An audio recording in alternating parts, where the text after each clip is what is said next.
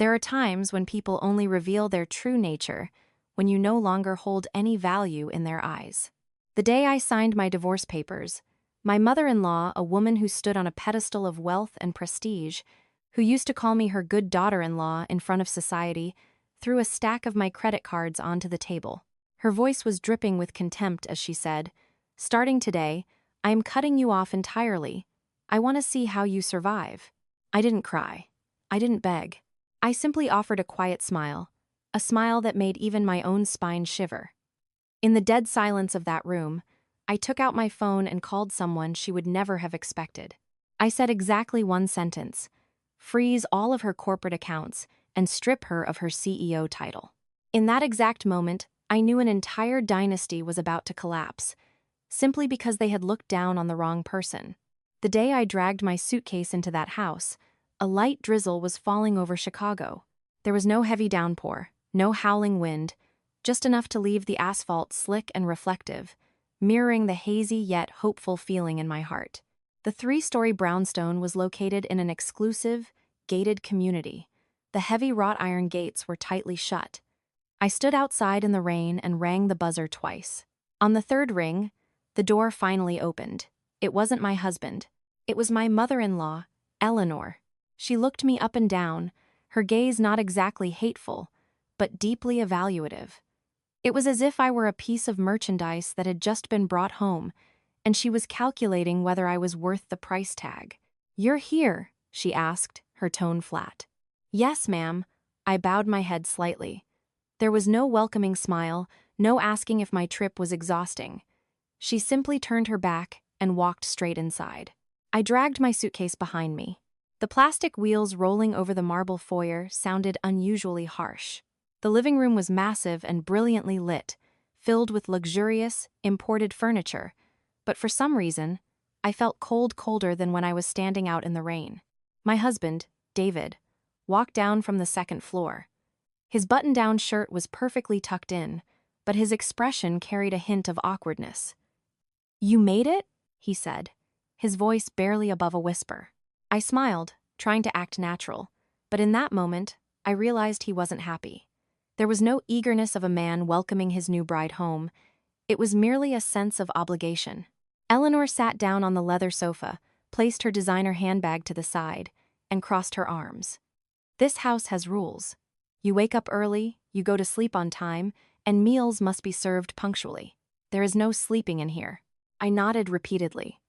"Yes, I understand. Do you know how to cook?" "Yes, a little bit," I replied. She smirked faintly. "A little bit won't cut it. This family did not hire you to just sit around and enjoy the luxury." Those words fell lightly from her lips, but they weighed heavily on my heart. My first evening, I went into the kitchen to prepare my introductory dinner. The kitchen was massive, pristine, but entirely alien. I fumbled with the stainless steel pots and unfamiliar spice racks. Sweat beaded on my forehead, and I didn't know if it was from the heat of the stove or the immense pressure. When the food was served, Eleanor picked up a piece of baked salmon, chewed it slowly, and set her fork down. Salty, just one word, nothing more. David sat next to me, keeping his head down, eating as if he hadn't heard a thing. That night, I washed dishes until past 10 p.m. From the living room, the sound of the television echoed from where Eleanor was sitting. The canned laughter from the screen sounded so distant, entirely disconnected from me. Later, lying in that unfamiliar king-sized bed, staring at the ceiling, listening to the rain against the window, I told myself, it's okay. Everything will fall into place eventually. But I had no idea that this was merely day one of a long era of disdain, and the day I began learning how to use silence to survive my own marriage. After that first night, I started waking up at 5 a.m., not because my body was used to it, but because I was terrified to sleep any longer. In this house, I quickly realized that waking up late or going to bed early could easily become an excuse for intense scrutiny. While the morning fog still blanketed the city and the living room was dead silent, I would gently push the kitchen door open and flick on the lights. The stark white LEDs reflected off the cold tile floor. I would stand for a long moment, staring at the sprawling kitchen before I began washing vegetables and prepping ingredients. Just as the oatmeal began to simmer, Eleanor would walk downstairs. She would be dressed in a sharp, tailored pantsuit, her hair impeccably styled, smelling of expensive, icy perfume. "Waking up early is good," she would say, assessing me like a grader. I would breathe a sigh of relief internally, thinking the day might be a bit easier. I was wrong. During breakfast, she would talk about corporate affairs, not conversing with me, but talking at me. Numbers, contracts, profit margins. It sounded so familiar to my ears that I almost laughed out loud. If she knew I had once sat in boardrooms vastly larger than hers, steering mergers she could only dream of, she probably wouldn't speak with such arrogant pride. But I stayed silent. David would eat very quickly, actively avoiding my eyes when I softly asked, "Would you like some more?" He would just shake his head. "I have to get to the office." When the front door closed, leaving just me and Eleanor, she would set her spoon down and look right through me. "From now on, you stay home and manage the household. There is no need for you to work." I froze. "But my career." "A married woman's priority is her family." She cut me off. "Who would you be working for anyway? How much could you possibly earn to justify it?" Her voice wasn't loud, but every syllable sliced right through my pride. I lowered my head. "Yes, I understand." That afternoon, I scrubbed every floor of the house. The grand staircase was wide, the oak banisters polished to a shine, but every step I took felt like lead. I wasn't physically exhausted from the labor. I was exhausted from the sensation that I was slowly disappearing from my own life. When Eleanor returned home early that evening, she did a perimeter walk, her eyes scanning every corner. "There's a water streak on the living room mirror. The table runner hasn't been changed. Why didn't you repurpose last night's leftovers?" I apologized repeatedly, constantly fixing my mistakes. With every "I'm sorry" that left my lips, I felt myself shrink a little more. During dinner, she suddenly remarked, "Funding a freeloader in this house is quite the expense." David looked up, opened his mouth to say something, but ultimately swallowed his words. I quietly picked at my food, a massive lump forming in my throat. For the first time in my life, I understood what it felt like to eat a meal that tasted like swallowing stones. That night, as I stood at the sink washing dishes, the cold water rushed over my hands. The TV blared from the living room, and the laughter of the sitcom characters stung my eyes. I looked at my reflection in the kitchen window, small, silent, and completely devoid of a place in this world.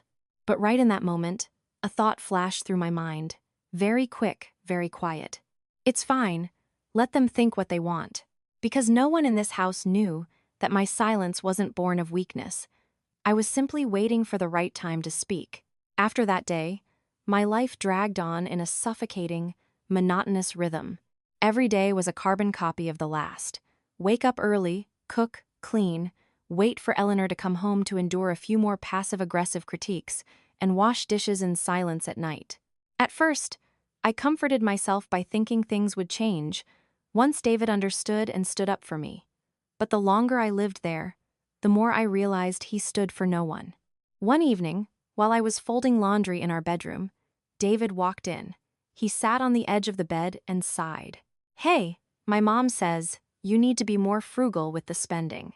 I looked up, genuinely surprised. "I haven't bought anything for myself. I mean the household expenses," he replied. "My mom says feeding an extra mouth is adding up." That sentence made me freeze. I stared at him for a long time, desperately hoping to see a shred of guilt or at least a protective instinct. But there was nothing. He avoided my gaze. "Do you really believe that?" I asked. He stayed silent. And to me, that silence hurt far worse than an outright accusation. In the days that followed, I began to notice more. David was frequently coming home late. Sometimes it was nearing midnight, and he would reek of alcohol and a cheap, unfamiliar perfume. "I had to entertain clients," he would say dismissively. I didn't press the issue. Not because I wasn't suspicious, but because I was just so profoundly exhausted. One afternoon, I accidentally overheard Eleanor on the phone in the living room. She didn't know I was standing near the top of the stairs. "Yeah, she's home all day, doesn't make a dime. Don't worry, I'm figuring it out." A daughter-in-law like that. Sooner or later, She's packing her bags. I stood paralyzed. My hands gripped the banister so tightly my knuckles turned white. My heart pounded so hard it made my ears ring. So, in her eyes, I had been an unwanted burden this entire time. That night at dinner, she looked at me with icy eyes. A woman who can't even give this family a child is practically useless. The fork slipped from my hand and clattered against the plate. David was sitting right next to me, but he said nothing. He didn't argue. He didn't defend me. I bent down to pick up the fork, fighting to keep my voice from shaking. "Excuse me, I'm going to my room." That night, I sat alone in the dark. I didn't cry. I just felt utterly hollow. I suddenly realized that what I was losing wasn't love, it was respect. The bare minimum I should have had in a family. My phone buzzed. It was a text from David. "Don't take what my mom said to heart. She's just looking out for the family." I stared at those words for a very long time before locking the screen. For the first time, a crystal-clear thought materialized in my mind. If this continues, I will lose myself entirely. I stepped out onto the balcony and took a deep breath. The night was dark. The Chicago wind was biting. But strangely, my mind felt sharper than ever, because I finally understood. When your silence is mistaken for submission, it is time to prepare for the day you are no longer silent. That morning, while I was hanging laundry on the balcony, I heard a car pull into the driveway. Looking down, I saw Eleanor coming home early. Much too early. A distinct, bad premonition swept through my mind. She walked into the house with a face carved from stone. No greeting, no eye contact. She just tossed her designer bag onto the table and barked, "Get down here." I wiped my hands and walked down to the living room. The air in the house was so heavy I could hear the ticking of the wall clock. She sat perfectly straight on the sofa, her arms crossed. "Sit." I sat on the edge of the opposite chair, my back straight, my hands resting neatly on my lap. "Do you know why I called you down here today?" she asked. I shook my head. "Because I can't tolerate this anymore," she said, her voice low but sharp as a scalpel. "You've been in this house for over a year. You haven't produced a grandchild. You don't bring in a single dollar. You just wander around the kitchen all day. Do you honestly think you deserve to stay here?" Every single word slammed into me. I bit my lip hard to maintain my composure. "The baby, that takes time. And as for working, don't interrupt me," she snapped. "I told you, this house does not need a useless woman." At that exact moment, the front door opened, and David walked in. I turned to him, clinging to him like a final lifeline. "Did you hear what she just said?" I asked, my voice hoarse. He stood there awkwardly, looking from his mother to me. Finally, he delivered a sentence that turned my heart to ice. "My mom makes a fair point." I stared at him, unable to believe my own ears. "Say that again." He avoided my eyes. "You need to start thinking about the family's needs." In that moment, it felt like something inside my chest shattered. It didn't hurt, it was just empty. Eleanor stood up, pacing the room with an air of absolute authority. "I have already discussed this with my son. Starting this month, all of your expenses will be managed by me. You don't need credit cards. You don't need cash. If you stay home, you need to know your place." I looked up, my voice trembling. "Mom, I have never asked for an allowance." "You don't ask, but you are spending my money," she stated bluntly, without a shred of hesitation. David stood right there, completely silent. That evening, I checked my wallet and realized my familiar bank cards were missing. I asked David. "My mom is holding on to them," he replied curtly. I let out a dry, cynical laugh. "So if I need to buy anything, I have to beg her." A simple sentence, but it officially confirmed my status in this house. A beggar living on charity. That night, I lay staring at the ceiling for hours. No tears, no resentment, just a very clear realization that I was being backed into a corner. And miraculously, when there was no way out, my heart grew terrifyingly calm. I took out my phone, opened my contacts, and scrolled down to a very familiar name. A name I hadn't touched in a long time. I didn't call. Not yet. It wasn't time. I just locked the screen, closed my eyes, and thought to myself, "Keep going. Push me just a little bit further." Because I knew that when people are determined to trample you, the day they have to pay the price is never far away. Following that conversation, the dynamic in the house shifted drastically. Not with screaming or shouting, but with something far more sinister: intentional, chilling indifference.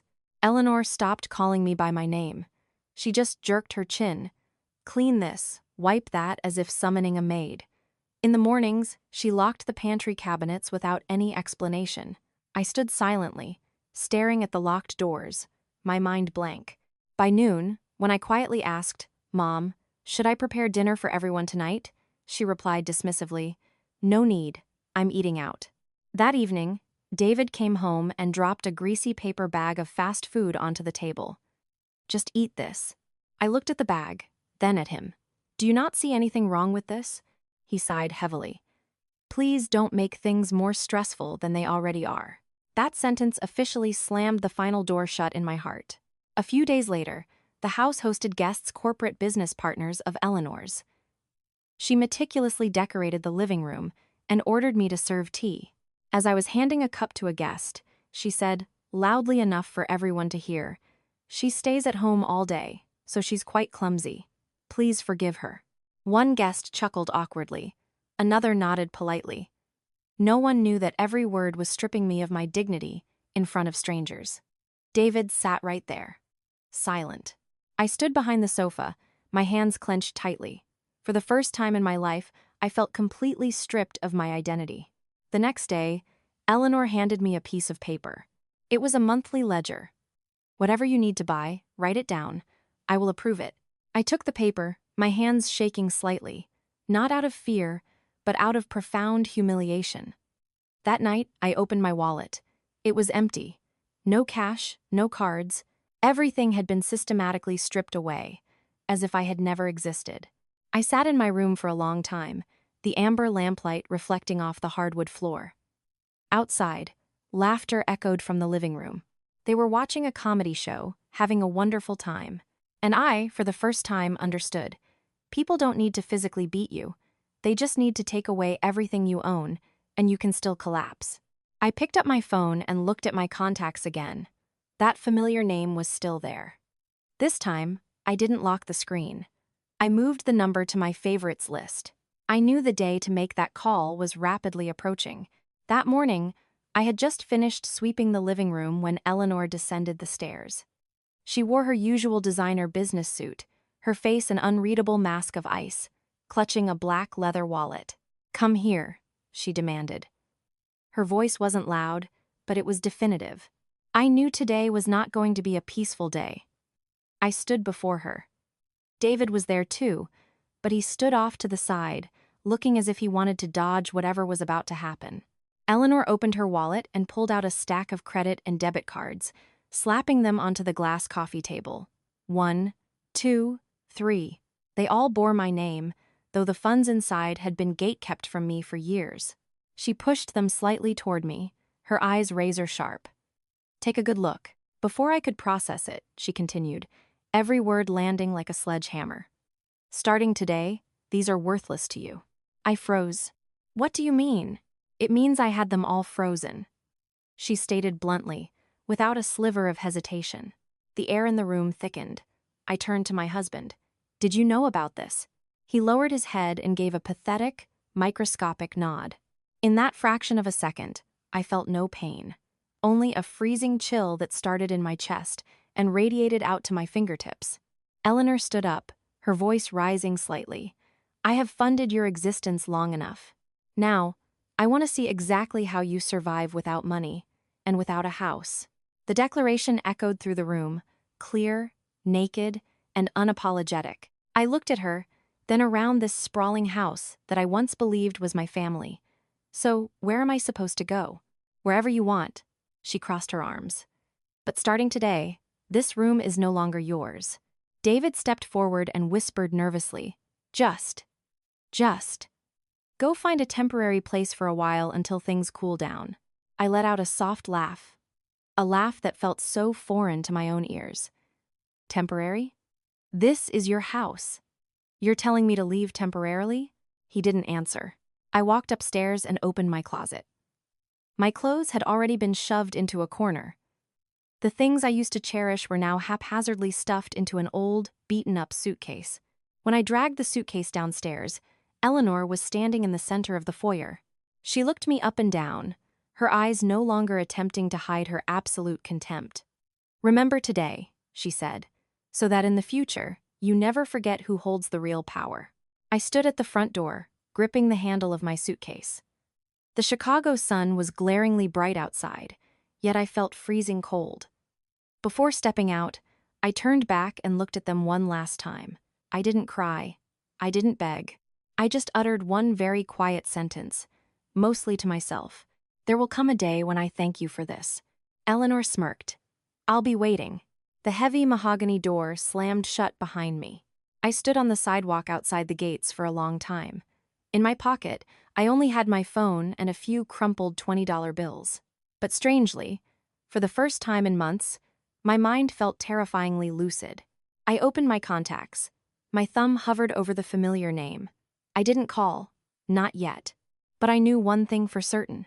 From this very second, my marriage was officially dead. And the people who had just thrown me out of their house were going to face the brutal consequences of looking down on the wrong woman. After being thrown out, I rented a tiny studio apartment near the L train station in Rogers Park. The room barely had enough space for a twin bed and a battered wooden desk. At night, the rumble of the trains and the street traffic was deafening, but it was nowhere near as terrifying as the silence that had grown inside my own heart. 3 days later, my husband called. "Are you free tomorrow?" His voice was dry. "What for?" I asked. "To go to the lawyer's office. My mom had the papers drafted." I wasn't surprised. Honestly, I had been waiting for this call. The next morning, I arrived early. The law firm was on the 3rd floor of an aging downtown building. The hallway was narrow, smelling of stale paper and sterile air conditioning. I sat alone on the long bench, my hands resting on my lap, my back perfectly straight. Eleanor arrived shortly after, accompanied by David and her private attorney. She was dressed impeccably, her eyes serene, looking as if she were walking into a standard corporate board meeting. "Let's get this over with," she commanded. The lawyer handed me the divorce decree. A few thin pages, but immensely heavy in consequence. No division of marital assets, no alimony requested, no disputes. I read every line, my mouth dry. Years of a marriage, neatly packaged into a few emotionless legal sentences. "Sign here," the lawyer pointed. I looked at David. "Do you have anything you want to say?" He kept his head down for a very long time. "I'm sorry, but I don't have a choice." I gave a slight nod. No blame, no pleading. Just as I picked up the pen, Eleanor suddenly spoke up. "You should be thanking me. At least I'm not dragging this out through litigation." I looked up at her. "Yes, I know." She smirked, clearly satisfied with my submission. I signed my name. The strokes were neat, not trembling in the slightest. In that moment, I didn't feel like I was losing anything. Instead, I felt like I was being unshackled. Outside the law office, David called out to me. If you ever need any help." I cut him off. "I won't." He stood frozen. Perhaps he didn't expect me to answer so softly and decisively. Eleanor stepped between us, her voice freezing. "From now on, we have absolutely no ties to each other." I nodded. "Yes, it's better for both sides." On the walk back to the train, I walked for a long time. The sun was bright, the Chicago sidewalks were crowded, but I felt entirely empty. I sat down at a small independent coffee shop and ordered the cheapest drip coffee on the menu. I stared at the folded copy of the decree in my purse. Divorced. It was real. But oddly enough, I didn't feel defeated. On the contrary, I felt like I was standing at the absolute starting line of something entirely new. That night, in my cramped studio, I took out my phone. This time, I didn't just look at the familiar name. I pressed call. The phone rang twice before the person on the other end picked up. "Yes, I'm here." I took a deep breath. "It's me." The line went silent for a few seconds before a familiar, deep, and steady voice replied. "You finally called." I smiled faintly. "I need to see you tomorrow." "Understood," he replied. You just say the word, and everything resets. I hung up and leaned my head back against the wall. For the first time in a very long time, I slept a deep, dreamless sleep, because I knew the real war was only just beginning. The meeting took place on a drizzly afternoon. The coffee shop was tucked away in a quiet alley, so silent you could clearly hear the rain drumming against the tin awning. I arrived 10 minutes early, still wearing my simple clothes and carrying a frayed canvas tote bag. No one would have guessed I had just signed divorce papers 2 days prior. When the man walked in, I stood up. He bowed his head slightly. "Ma'am." Just that single word made my eyes sting.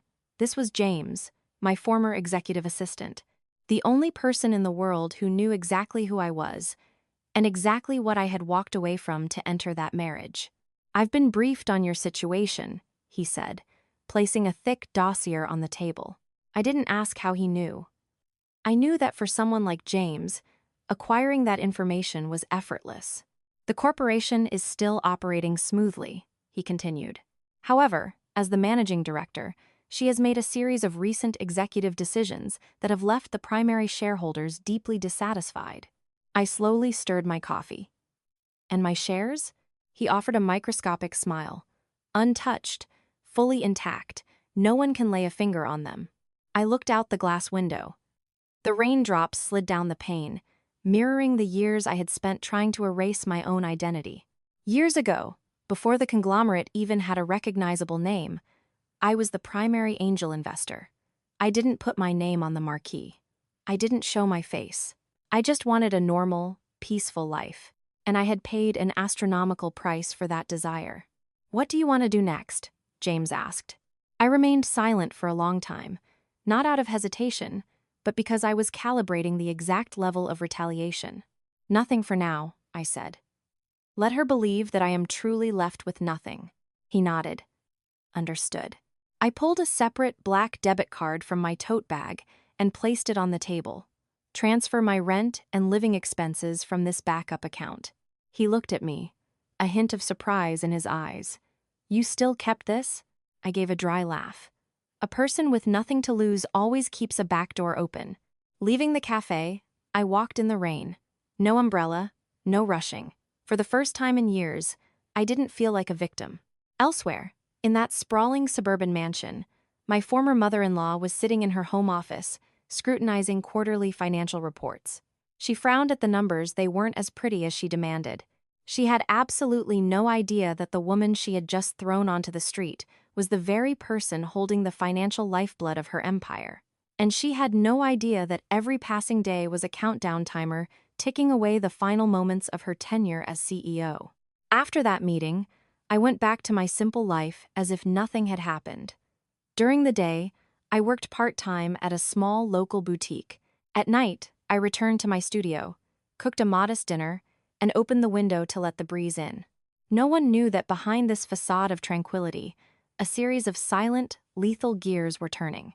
At the corporate headquarters, Eleanor began to sense a shift in the atmosphere. Board meetings that used to end with quick nods of approval were now fraught with intense questioning. Has this report been fully audited? Why is this specific project so far over budget? She would frown but maintain her authoritative tone, proceed with the original strategy. But this time, people weren't staying silent. One afternoon, she called David into her executive suite. "Have you noticed any issues within the company lately?" He shook his head, but his eyes couldn't hide his anxiety. "I've just heard rumors that the shareholders are scrutinizing things a lot more closely." "Which shareholders?" she snapped. He didn't answer because he didn't know. He only knew that the financial data was no longer obediently aligning with their projections. Meanwhile, I sat in front of my old laptop in my cramped apartment, reading the encrypted reports James forwarded to me. Every sentence and spreadsheet confirmed that everything was playing out exactly as I had modeled. I sent him a short text. "Maintain current pressure. No direct action yet." He replied instantly. "Yes, ma'am. But she is getting very anxious." I smiled faintly. That weekend, I received a call from an unknown number. It was David. "Hey, are you doing okay?" His voice was cautious. "I'm fine," I replied flatly. He paused for a few seconds before lowering his voice. My mom is dealing with some major corporate issues. Did you know? A few of our biggest projects. I cut him off. Are you calling to give me a corporate briefing? Or are you calling to check on me? He froze. I just thought, since you used to be family. I didn't say another word. I hung up the phone. That night, Eleanor sat alone in her massive living room. Stacks of unsigned corporate documents sat on the coffee table. She stared at them for a long time. For the first time, a flicker of genuine uncertainty crossed her eyes. She had no idea that what she was feeling was merely the first tremor of the earthquake. Out in the city, I stood by the window of my apartment, watching the traffic below. The wind was cool, and my heart was incredibly still. I whispered to myself, "Not yet. Let them expose themselves first." Because I knew one thing very clearly. When someone is accustomed to standing at the top, the moment they lose their balance, the resulting fall hurts exponentially worse. That morning, I woke up to an urgent text from James. Emergency shareholder meeting at 9 a.m. She is highly stressed.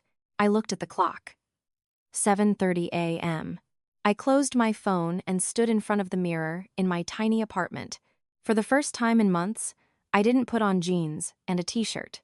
I selected a perfectly tailored, charcoal gray power suit. It wasn't flashy or ostentatious, but it commanded enough authority to walk into any boardroom on Earth without being overlooked. When I walked out of my unit, my landlord did a double take. She clearly wasn't used to seeing me like this.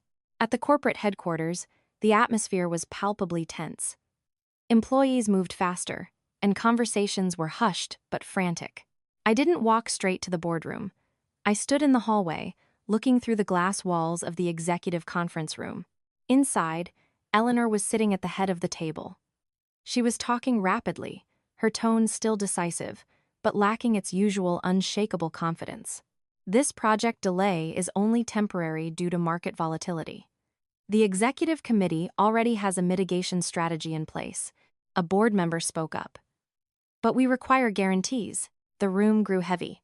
Right at that moment, James walked in, leaned down, and whispered something into the ear of one of the senior board members. The man nodded. The boardroom doors opened. I walked in. Every single eye in the room snapped toward me. Some frowned in confusion, not recognizing me. Some looked bewildered, and one person froze entirely in shock, my former mother-in-law. She stared at me as if she had just seen a ghost. That look, I knew it so well. But this time, it wasn't filled with contempt. It was filled with dread. "What are you doing in here?" she demanded, her voice dropping a full octave. I offered a razor-thin smile. "I came to attend the meeting." "You have no authority to be here," she hissed. The senior board member spoke up slowly. "Eleanor, let her sit. She is here at the request of a major shareholder." The room fell dead silent. I pulled out a chair and sat directly across from Eleanor. I didn't bow my head. I didn't look away. She gripped the armrests of her chair, fighting to maintain her composure. "Which shareholder?" The board member replied, "The majority shareholder. The one who authorized her as their proxy for today." I looked straight into her eyes, my gaze cold and placid. The meeting resumed, but the focus was shattered. Questions became more aggressive. Financial audits were dissected ruthlessly. I didn't speak much. I only interjected to ask short, surgical questions. Who approved this capital expenditure? What is the quantitative basis for this executive decision? Every time I spoke, Eleanor visibly flinched. When the meeting concluded, she stopped me as I was leaving. "What kind of game are you playing?"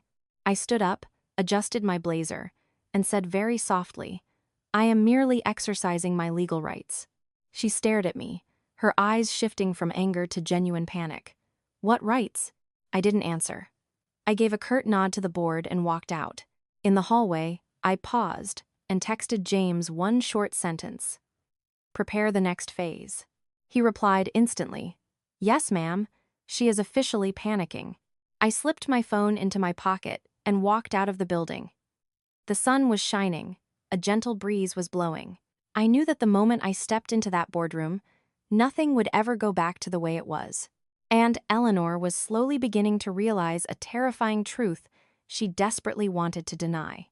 The woman she had thrown out into the street hadn't disappeared. She was coming back in a way Eleanor could have never imagined. After that board meeting, the corporate headquarters was engulfed in an eerie silence. It wasn't loud or chaotic, but everyone could feel a violent undercurrent churning beneath the surface. Rumors spread like wildfire. No one spoke openly, but everyone whispered about the mysterious proxy, the woman who suddenly appeared in the executive boardroom and shifted the entire power dynamic with just a few calculated questions. Eleanor sat in her corner office, the door securely locked. A thick stack of financial audits sat on her desk, but she couldn't read a single line. Her phone buzzed relentlessly, department heads, corporate partners, anxious associates calling for damage control. She answered none of them. For the first time in her life, she felt she had lost total control. "Get in here," she barked into the phone, calling David into her office. He walked in, his face tight with stress. "Mom, how long have you known that woman?" she demanded immediately. He looked stunned. "Which woman? Don't play dumb." She slammed her hand onto the desk. "The woman from the board meeting today. Why did she have proxy clearance?" He stayed silent for a very long time before speaking slowly. "Mom, I thought she looked familiar." She narrowed her eyes. "Familiar how?" She looked exactly like my ex-wife. The air in the office turned to solid ice. Eleanor bolted up from her leather chair. "What did you just say?" "I'm not sure." His voice trembled slightly. But her eyes, the way she spoke, "I've seen that before." Eleanor shook her head vigorously, as if trying to physically reject the thought. Impossible. She knows absolutely nothing about corporate finance. But deep inside her chest, a shadowy, terrifying paranoia began to take root. Meanwhile, I was sitting at a small ramen shop a few blocks away from the corporate tower, a steaming bowl of noodles in front of me. I ate slowly, calmly, like an absolute bystander. James sat across from me, lowering his voice. "She ordered a full background audit on all major shareholders." I nodded. "She'll see it soon enough." "How far do you want to push this?" he asked. I set my chopsticks down and looked him in the eye, until they vividly remember exactly how they treated me. That evening, as I returned to my studio apartment, my phone rang. It was my ex-husband.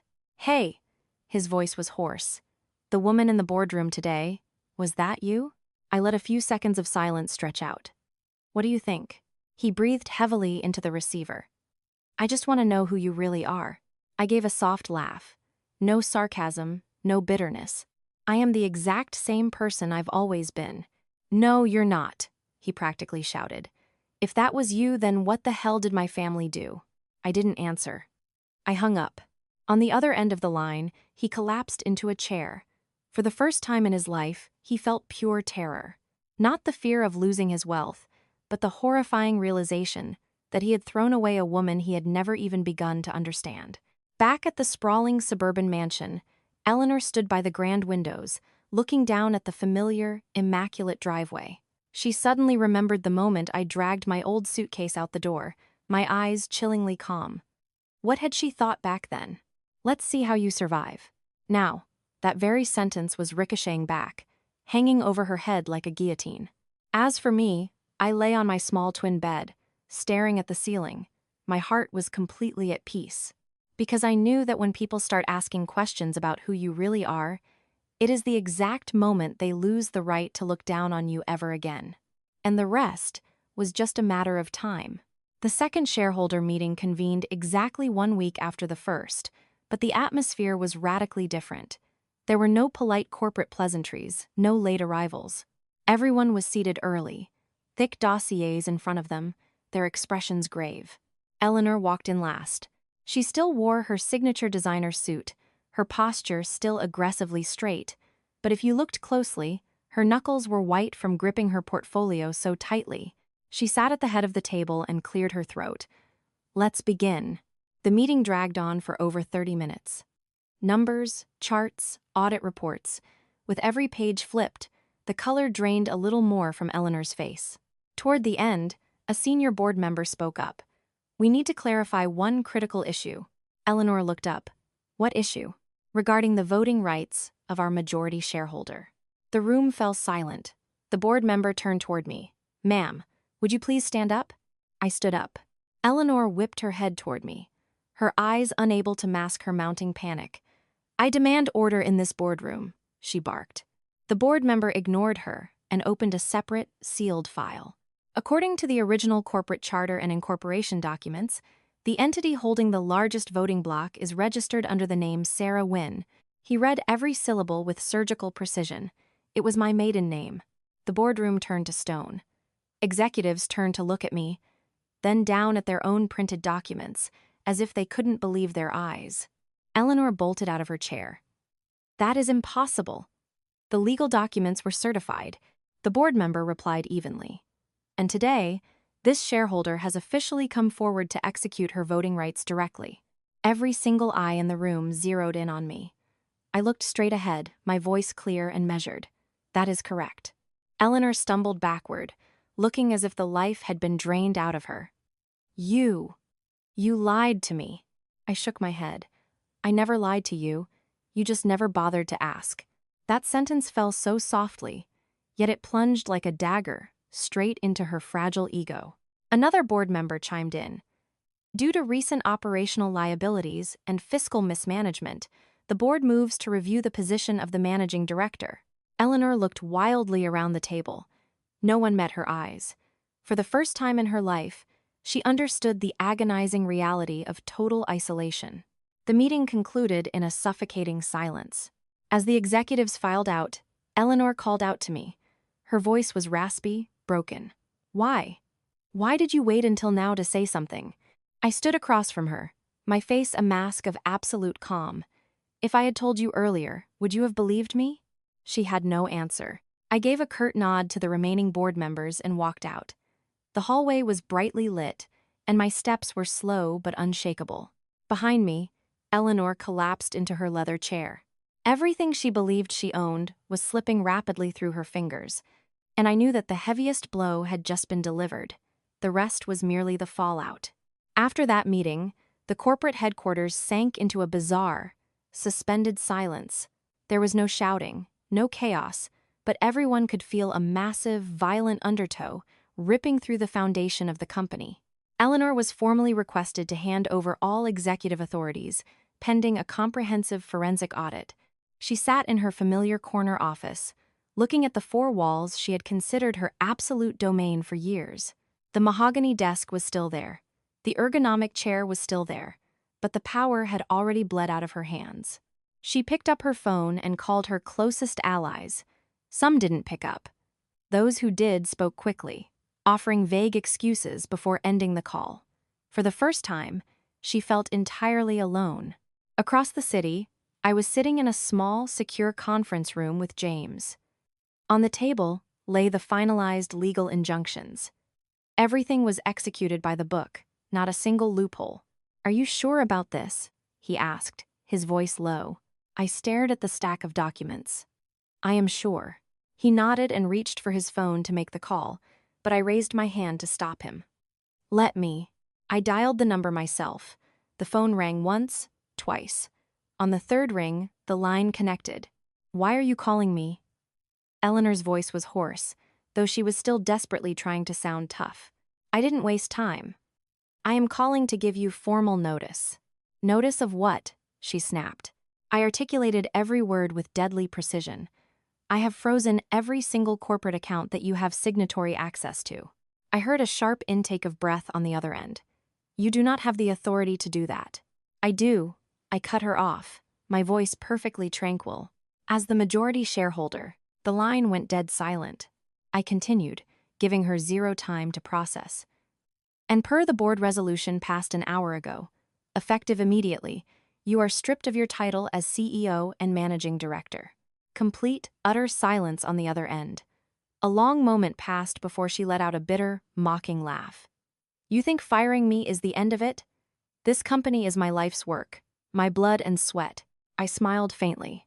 Yes, and it was my capital and vision long before you ever set foot in the lobby. She choked. I delivered my final sentence, barely above a whisper. This call is terminated. I hung up. No screaming matches, no vindictive gloating. Just the right person, exercising the right authority. At the exact right time, James looked at me and exhaled a long breath. It's done. I nodded. Back at the corporate tower, Eleanor sat paralyzed in her chair. The phone slipped from her fingers and clattered onto the desk.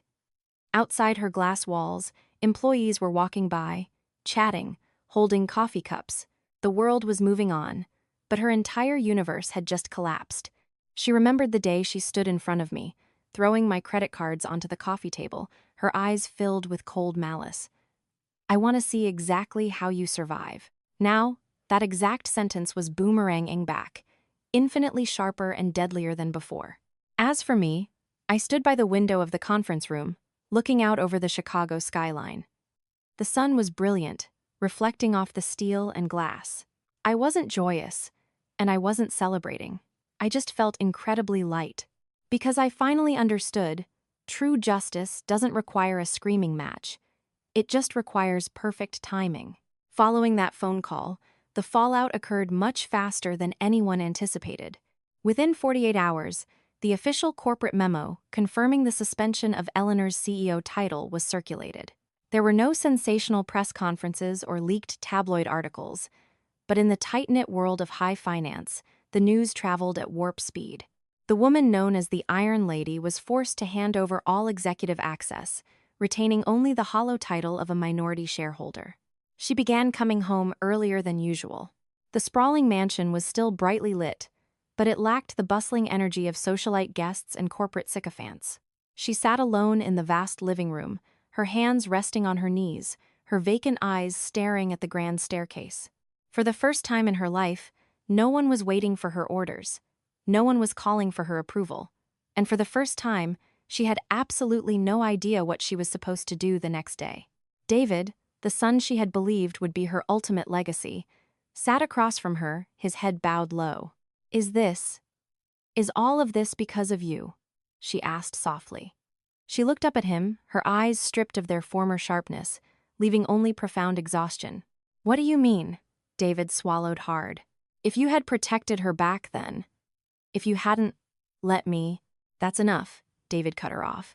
"What's the point of talking about what-ifs now?" But deep down, she knew.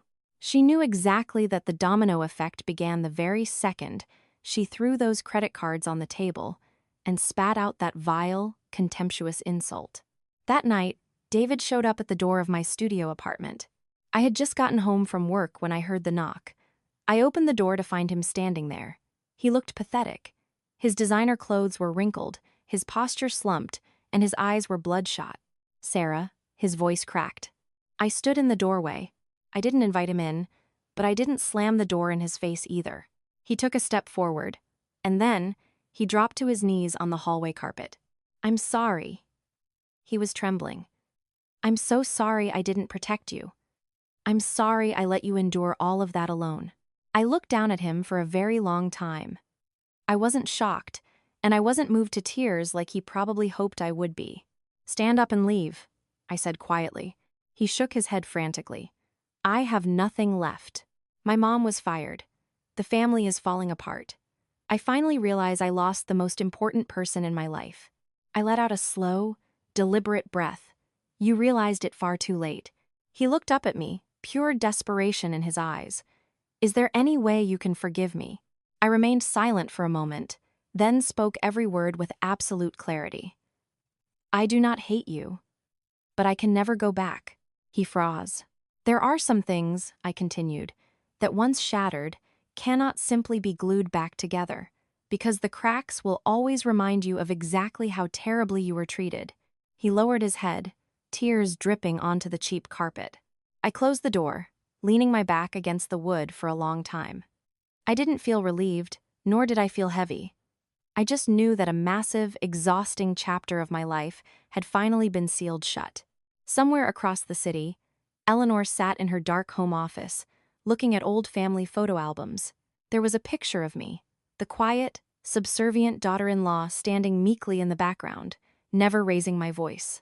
She finally realized that the person she had looked down on the most was the exact person who brought her entire empire crashing down. As for me, I stood by my small window, watching the city lights flicker to life.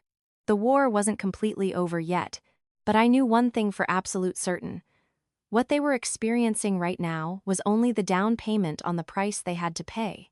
That afternoon, while I was organizing files in my new sleek executive office, the receptionist knocked gently on the glass door. "Excuse me, Miss Sarah. There's someone here to see you. She says she's your former mother-in-law." I paused what I was doing. I wasn't surprised. Honestly, I knew this day would come. "Send her in." The door opened, and Eleanor walked in.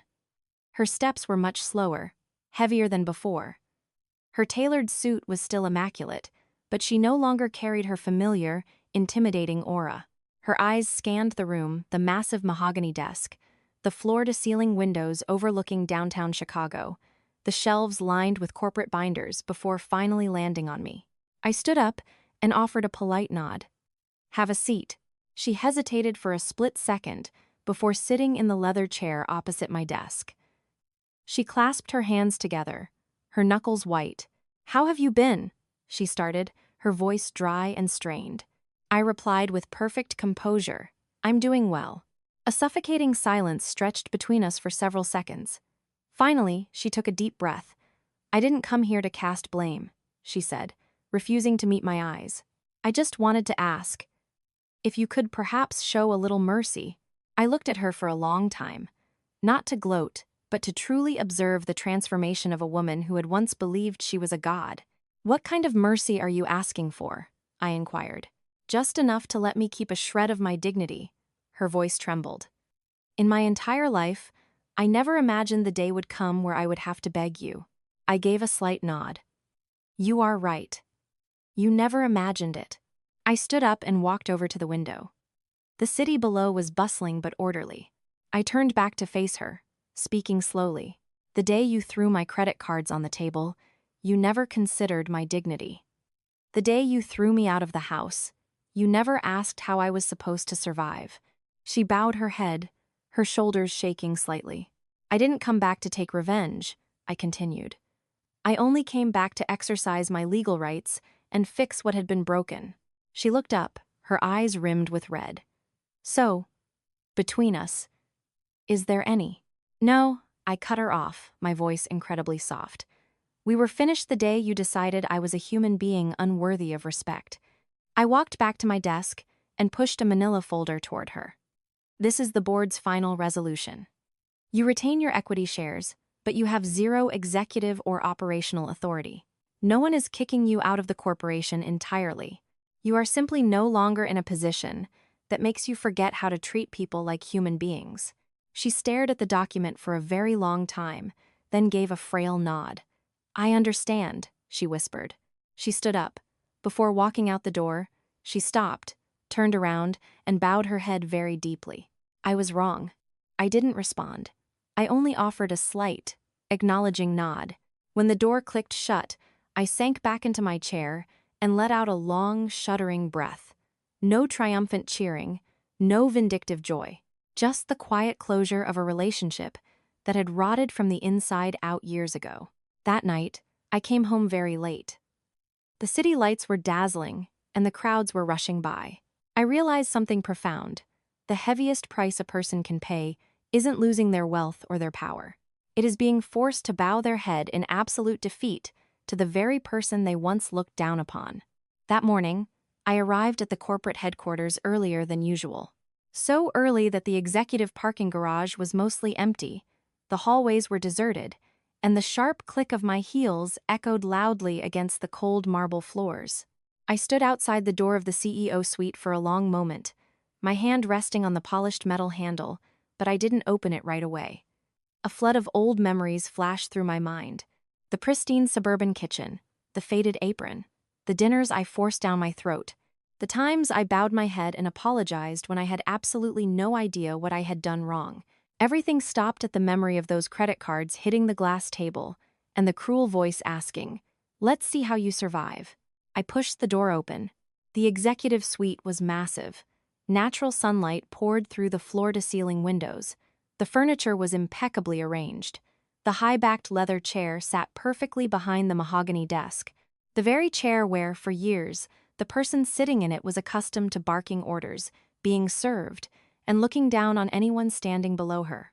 I pulled the chair out and sat down. There was no overwhelming rush of victory. I wasn't gloating. I didn't feel like I had leveled up.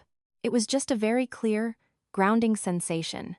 I had walked a massive, agonizing circle just to return to the exact seat where I belonged. My first executive meeting started promptly at 9 a.m.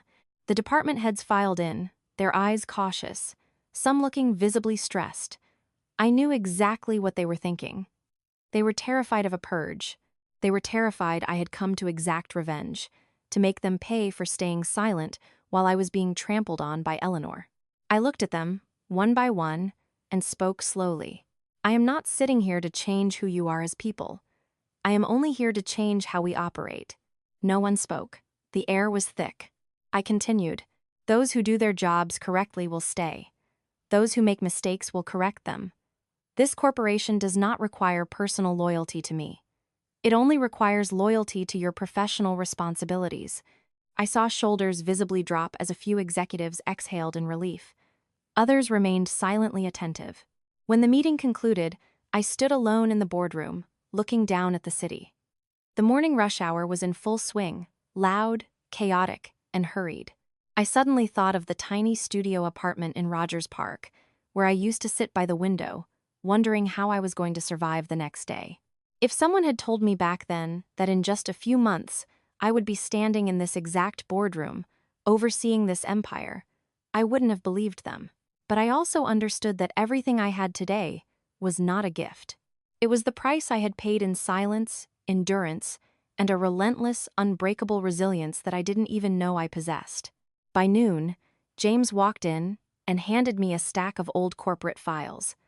"Do you want to review these?" he asked. I flipped through the pages. The signatures, the executive orders, some bearing Eleanor's distinct, aggressive handwriting. I didn't feel angry. I just felt a profound, bone-deep exhaustion. "Leave them for now," I said. "We don't need to erase the past. We just need to make sure we don't repeat it." Late that afternoon, the sun slanted through the glass windows. I left the office as the sky began to dim, stepping out into the noisy rush-hour traffic. No one looked at me with contempt anymore. But I also realized I no longer needed anyone to look up to me either. That evening, I returned to my newly leased luxury condo. I cooked my first meal in my own kitchen. No one complained that it was too salty. No one yelled at me. There was only the soft sizzle of oil in the pan and a very real, very tangible sense of peace. I sat down and ate slowly. For the first time in years, I didn't feel the need to prove my worth to anyone. Because I finally understood one ultimate truth. The greatest power you can wield is not making people fear you. It is ensuring that no one will ever, ever, have the right to look down on you again. And from that day forward, I no longer lived my life to answer the question, "Let's see how you survive." I lived to know, for myself, that I was surviving beautifully. After I officially took over the executive suite, the corporation did not descend into the chaotic bloodbath many had anticipated. On the contrary, it became remarkably quiet. There were no more frantic, midnight phone calls demanding impossible metrics, no more aggressive barking echoing down the hallways, no more terrifying scowls that made junior associates shake in fear just because they were 2 minutes late with a brief. That morning, I walked into the secondary conference room, a place that used to be strictly off-limits to me when I was just the dutiful wife. The department heads were all seated. When they saw me, they stood up in unison. I raised a hand slightly. "Please, sit." Just one small gesture, but I saw visible relief wash over several faces. The meeting began with unresolved reports from the previous administration. Some directors spoke very quickly, as if terrified of being cut off. Others spoke incredibly slowly, filtering every single word.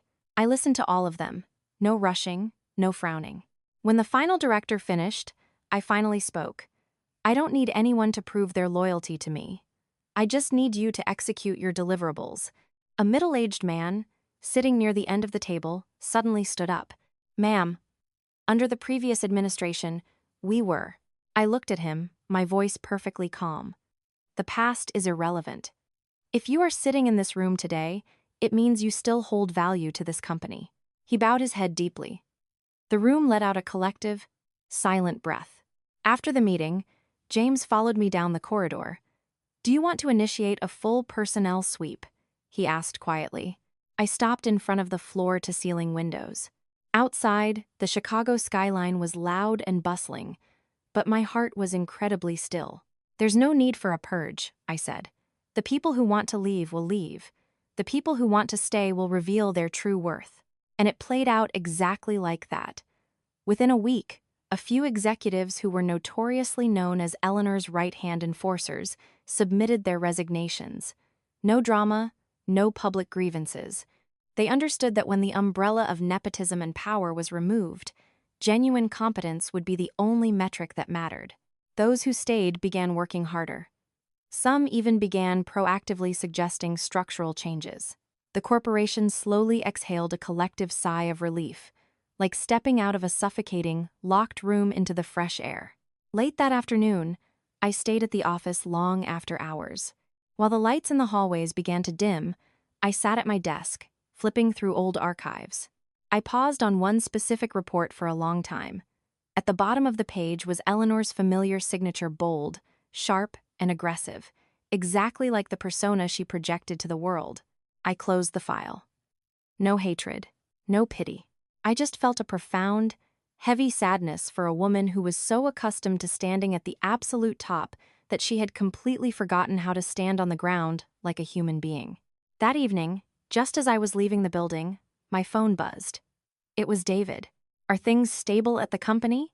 he asked, his voice hesitant. "They are," I replied succinctly. He was silent for a few seconds. "I heard a few executives resigned." "Yes. And you will be leaving soon, too." My voice dropped, but I didn't mince words. No one had officially fired him yet, but he understood the writing on the wall. I stood under the amber glow of a street lamp, watching the headlights of passing cars. "You know the reason," I said softly. He sighed heavily. "I used to think that as long as I listened to my mom, everything would be fine. I'm just now realizing I have never stood on my own 2 feet. I didn't comfort him, but I didn't berate him either. There are some lessons," I said, "that you only learn when you lose every single safety net you have." The call ended. I slipped my phone into my pocket and continued walking down the quiet street. That night, I went home earlier than usual. I brewed a cup of tea and sat by the window, watching the city lights illuminate the dark sky. In my heart, there was no triumphant thrill of revenge or victory. There was only a crystal-clear confirmation. I didn't need them to bow to me. I just needed to ensure that from this day forward, absolutely no one would ever have the right to trample on me again. And somewhere else in the city, in a massive, empty mansion, my former mother-in-law sat alone in front of a cold, untouched dinner, no one asking for her approval, no one cowering in fear. She finally realized that when someone is accustomed to barking orders for too long, the moment they are forced into silence, it is agonizing. The decision to terminate my ex-husband's employment contract did not happen in a loud, dramatic boardroom confrontation. It was executed quietly, strictly adhering to HR protocols, with all the proper paperwork and absolutely zero exceptions. That morning, David was called into a small human resources office. Not the CEO suite, not the executive boardroom, just a standard, glass-walled room with harsh fluorescent lighting. When he walked out, he was carrying a cardboard box filled with his personal belongings, a coffee mug, a faded desk photo, and a few unfinished legal pads. No one stared at him for too long. No one mocked him. But no one tried to stop him from leaving, either. He stood in the lobby of the corporate tower for a very long time, looking up at the glass skyscraper where he used to walk in every day with the swagger of the CEO's son. Now, that title meant absolutely nothing.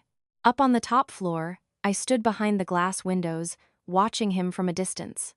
I didn't go down, not out of cold-heartedness, but because I understood this was a road he had to walk down entirely on his own. That afternoon, he called me. "I've officially resigned." His voice was raspy. "I know," I replied. Did you make the final call?" he asked, though there was no resentment left in his tone. I paused for a second and told the truth. "No." You are leaving because you never possessed the actual competence to hold that position." He let out a long sigh. "I know." A moment later, he continued, his voice dropping to a whisper. "In the past, I thought just being by my mom's side was enough. The job, the money, the status, it all just came automatically. Now, I literally have nothing." I looked out at the balcony, a gentle breeze rustling the curtains. "Having nothing to lean on," I said, "is exactly when you find out if you can actually stand on your own." The call ended in silence.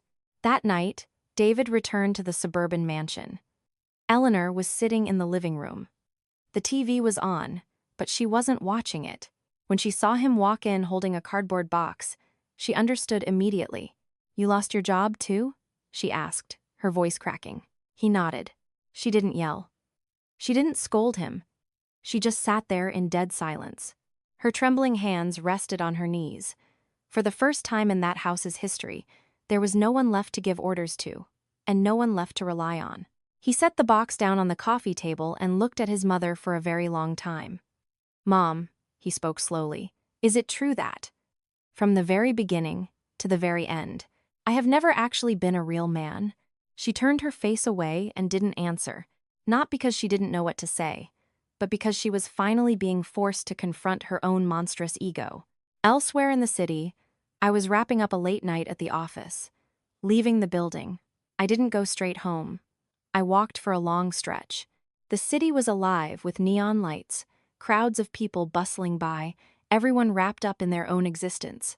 I suddenly realized that the world doesn't stop spinning just because one prominent family collapses.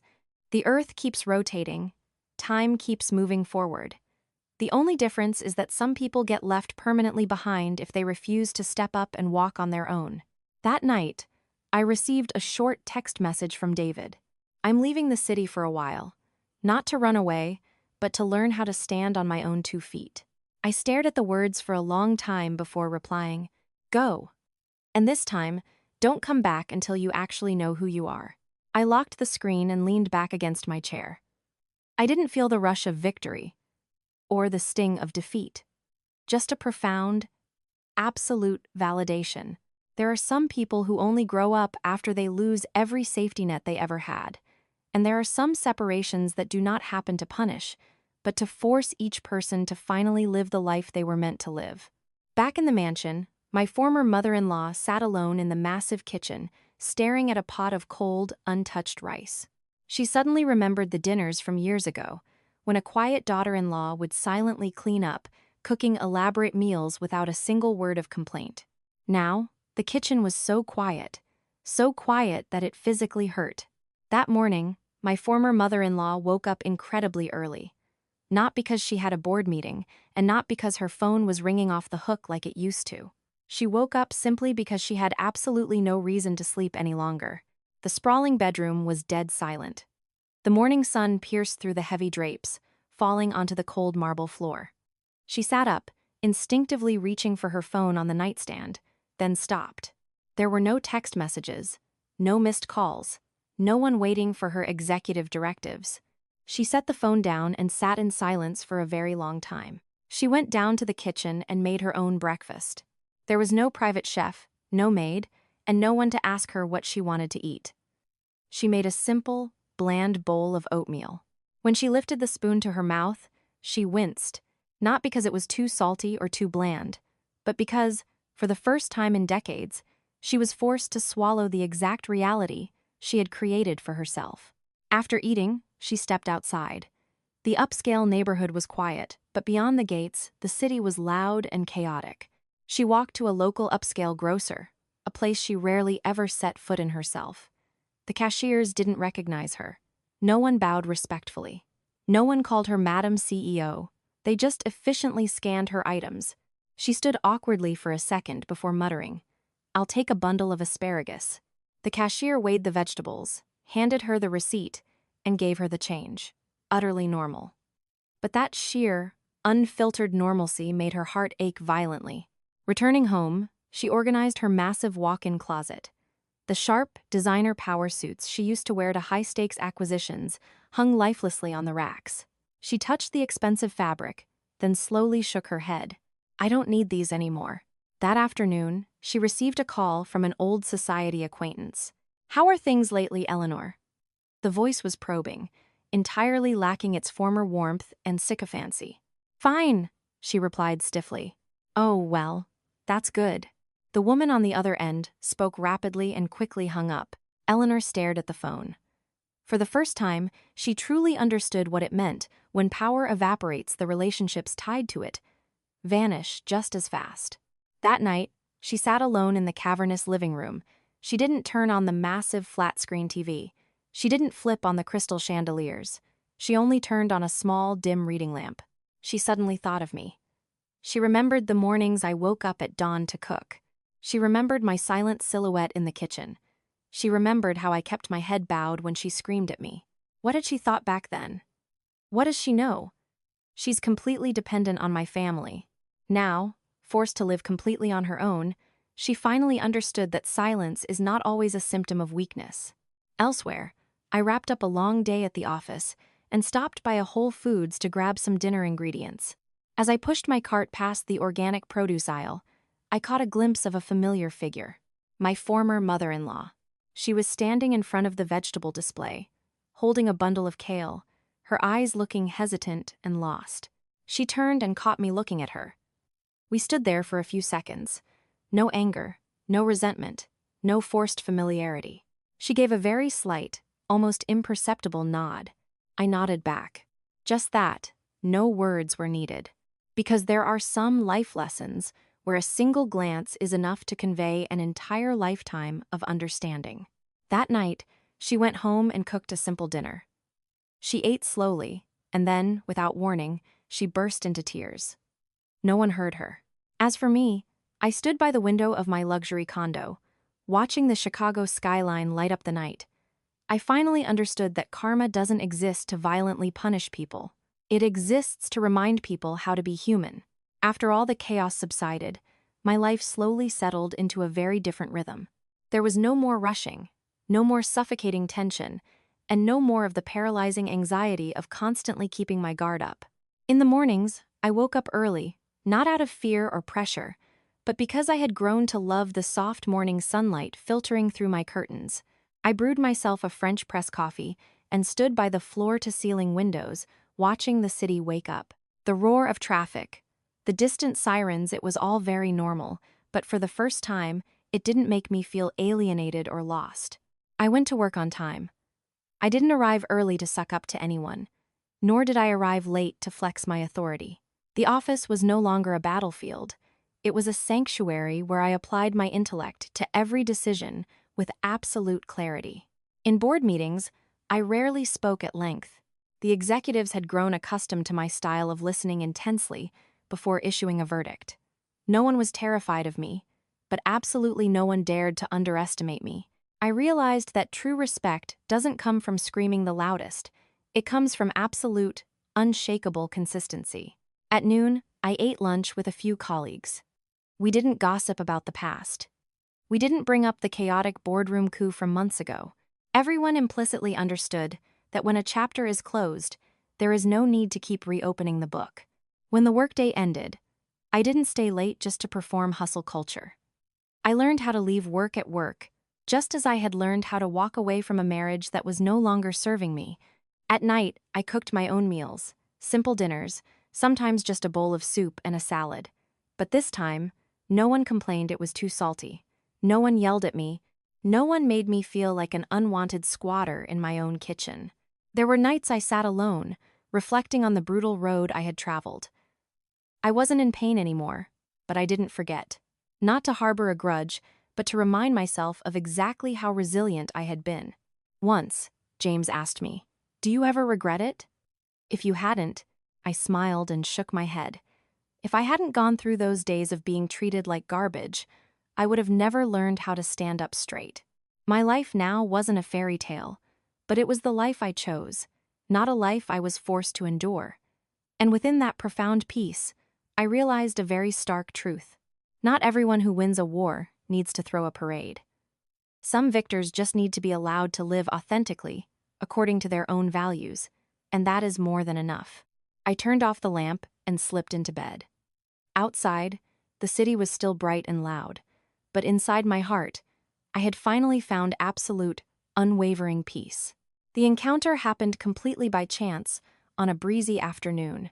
I hadn't planned for it at all. I had left the office early. The sun wasn't blinding, and a cool wind swept off Lake Michigan. I stopped by a small, independent coffee shop near Millennium Park, the kind with vintage wooden tables pushed right up against the glass storefront. I chose my favorite corner seat, ordered a hot chamomile tea, and quietly watched the pedestrians hurrying by outside. As I opened a novel I was halfway through, I suddenly felt the weight of someone staring at me. I looked up. It was my former mother-in-law. She stood a few feet away, holding a shopping bag. Her frame looked drastically thinner, and the gray in her hair was much more pronounced. Her eyes lacked their former icy edge or arrogant superiority. There was only a brief, vulnerable hesitation, as if she were weighing whether she even had the right to step forward. Finally, she walked over. "May I sit for a moment?" she asked, her voice barely a whisper. I nodded. "Please, go ahead." She sat down opposite me. Between us was a tiny wooden table, but it felt like an entire lifetime separated us. Neither of us spoke immediately. The faint clinking of a barista steaming milk echoed softly in the background. After a long moment, she broke the silence. "Have you been doing well lately?" "Yes," I replied calmly. She gave a small nod. "I am. Trying to get used to it." Those words, "trying to get used to it," made me fall silent. I understood that some transitions cannot be rushed, especially when a person is accustomed to wielding absolute power for far too long. She looked out the glass window, her voice dropping into a melancholic register. "I always used to believe that if I was just ruthless and strong enough, everyone would respect and fear me. It's only now that I understand. Fear is not respect." I didn't respond right away, not because I had nothing to say, but because I didn't want to turn this chance encounter into a courtroom trial. She turned back to me, her eyes incredibly sincere. "If I had treated you differently back then, maybe things wouldn't have ended up this catastrophic." I set my book down and looked her straight in the eye. "Maybe," I said softly, "but the past is the past." She bowed her head. "Do you still blame me?" I thought about it for a moment, then shook my head. "I don't blame you, but I don't forget, either."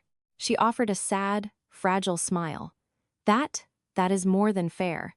We sat for a few more minutes. We didn't discuss the corporation. We didn't bring up her son or my past marriage. We were just two women, each carrying the weight of a chapter of life that had already concluded. When she stood up to leave, she paused and bowed her head very deeply to me. "Thank you," she said, "for not making things worse than they had to be." I didn't say anything. I just offered a polite nod of acknowledgement. She turned and walked out the door, her slow, measured steps blending into the sea of people on the sidewalk. I remained in my seat, looking at the empty wooden chair across from me. In that fleeting moment, I understood something with absolute clarity. Some encounters aren't meant to rebuild a broken bridge. They simply exist to let both people know that they have truly, finally moved past the history that bound them. I stood up and left the cafe. The late afternoon sun cast long, golden shadows across the pavement. The road ahead was still long, but my heart no longer carried any dead weight, because I had finally stopped dragging my resentment with me into the future. There are some sentences that, when spoken, seem incredibly light, but they haunt a person for an entire lifetime. That day, when my credit cards were thrown onto the glass coffee table, and I was chased out of my own home under a glare of absolute disgust, I heard that sentence so clearly. "I want to see exactly how you survive." I asked myself that question relentlessly in the days that followed. How am I going to survive this? I survived through the freezing nights in that cramped studio apartment. I survived through the sleepless nights of panic. I survived the agonizing realization that I was considered a worthless squatter in my own family. I stayed silent not because I was weak, but because I needed the time to fully understand who I was and exactly how far I was capable of going. And then, I stood up. No screaming, no crying, no dramatic meltdowns. I just took one calculated, rock-solid step after another. I didn't return to exact a brutal, bloody revenge. I returned to reclaim a seat at a table that I had never truly lost. The woman who used to scream at me was forced to learn how to live slowly. The man who relied on his mother's power to exist was forced to face the reality of his own incompetence. No one was physically destroyed, but everyone had to pay the exact toll for how they treated another human being. As for me, after everything was said and done, I harbored no hatred. I knew that if I carried that venom with me, I would forever be chained to that miserable past. That evening, I stood by the window of my luxury condo, watching the Chicago skyline glow against the night sky. The stream of cars moved endlessly below. Life continued on. No one knew my story, and no one needed to know. Because the true measure of a person's life does not lie in who you manage to defeat, but in whether you manage to keep your own soul intact. If someone were to ask me today, "So, how did you survive?" I would smile and answer very softly, "I survived beautifully. I don't need to prove it, and I don't need anyone to validate it. I only need to know that every morning when I wake up, I no longer have to bow my head to anyone, not even to the ghosts of my own past." The lesson of the story. The story closes not with a loud, theatrical revenge, but with a profoundly quiet awakening. The first lesson is, never underestimate someone just because they choose to remain silent. There are people who do not raise their voices, not because they are weak, but because they are strategically choosing the exact right moment to stand up. The second lesson is, power and wealth may force people to fear you, but how you treat them is what ultimately defines who you are when that power and wealth vanish. The third, and perhaps most profound lesson, is, within a family, if there is a lack of basic respect, people can live under the exact same roof and still be total strangers. And finally, karma does not always arrive immediately, but it always arrives for the right person, at the exact right time. As we navigate this life, never inflict trauma on another person simply because you believe you hold the higher ground. Because sometimes, the very person you look down on will become the one to teach you the most devastating lesson of your entire life. If you see a reflection of your own life in this story, if you have ever stayed silent, if you have ever endured, if you have ever been looked down upon, please remember that you absolutely deserve to be respected. If this story touched your emotions, please like this video. Leave a comment to share your thoughts. You never know, your story might be exactly what someone else needs to hear to find their own strength. So we can continue to listen to these gentle, profound, and deeply human stories together, finding a little bit of peace as we enter the autumn years of our lives. Thank you for staying with us until the very final minute.